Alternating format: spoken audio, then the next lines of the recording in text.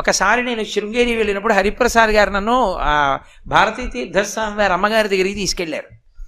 ఆ మహాతల్లి ఎంత ప్రేమైకమూర్తో నిజంగా. ఆవిడ జగద్గురువులకు తల్లి.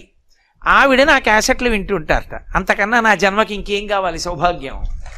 ఆవిడ నాతో మాట్లాడుతుంటే నేనన్నా, అమ్మ ఒక్క మాట చెప్పండి చాలు, జగద్గురువులు మీ కడుపున పుట్టారంటే ఏదో ఉంది పుణ్యం.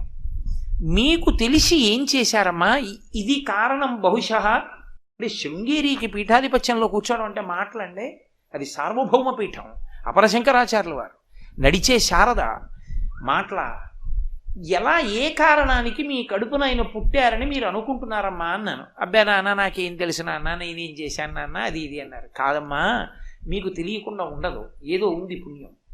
ఏ పుణ్యానికి మీకు అటువంటి కొడుకు పుట్టాడో దయచేసి నాకు చెప్పండి తల్లి అని అడిగాను.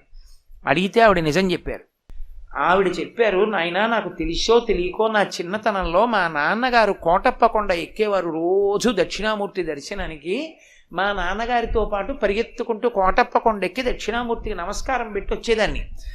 రోజు కోటప్పకొండెక్కి దక్షిణామూర్తికి నమస్కారం పెట్టిన పుణ్యానికి నా కడుపున భారతీ తీర్థస్వామి వారు పుట్టారు నాయనా అని చెప్పారు ఆవిడ.